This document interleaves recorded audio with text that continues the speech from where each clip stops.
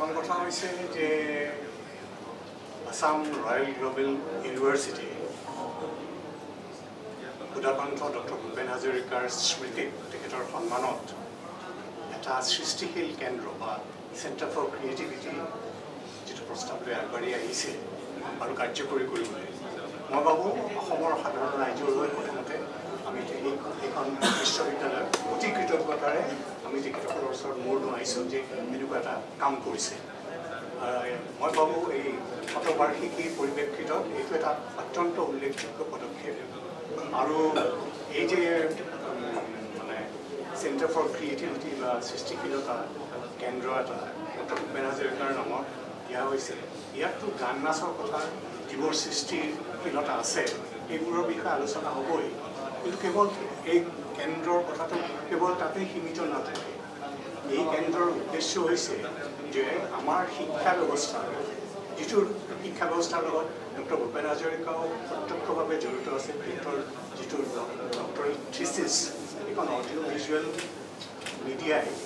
কিদৰে শিক্ষাক প্ৰভাৱান্বিত কৰিব পাৰে সেইটো লৈ তেখেতে লিখিছে সেই থিচিছৰ পৰা আঁতৰি আমি ক'ব খোজোঁ যে দৰাচলতে আমাৰ শিক্ষা ব্যৱস্থাত আমি এই যিটো শিক্ষা ব্যৱস্থা আছে আমাৰ এই শিক্ষা ব্যৱস্থাটো এতিয়াও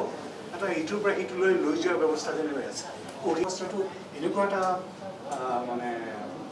ব্যৱস্থা হওক যিটোৱে নতুন নতুন চিন্তা আনিব পাৰে আৰু এই আমি যিটো কৈ থাকোঁ যে সদায় বিশ্ববিদ্যালয়বিলাক মানুহৰ কাষলৈ যাব লাগে মানুহৰ সমস্যাবিলাক সমাধান কৰিব পৰা হ'ব গতিকে মানুহৰ সমস্যা সমাধান কৰিব পাৰিলে কৰিবলগীয়া হ'লে নতুন কথা চিন্তা কৰিব পাৰে এই নতুন কথা চিন্তা কৰাৰ যিটো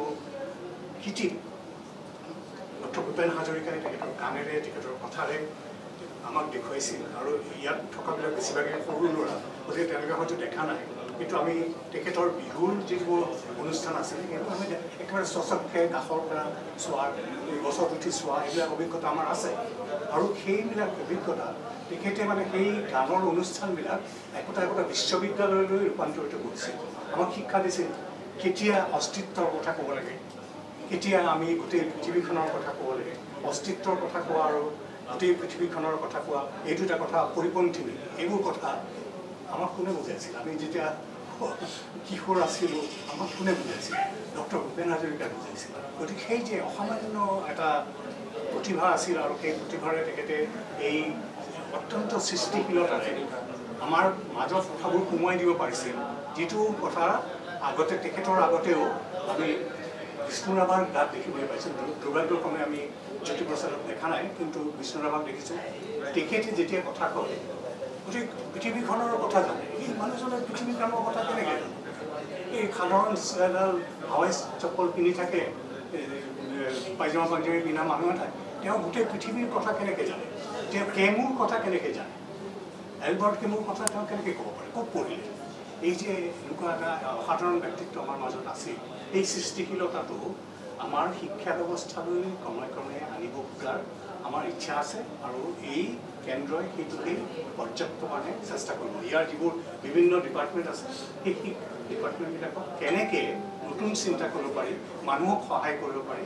এইটোকেই আমি এই কেন্দ্ৰৰ জৰিয়তে আমি এইটো বাদ কাটিবলৈ যত্ন কৰিম এইটোৱে আমাৰ উদ্দেশ্য ঠিক আছে হ'ব To welcome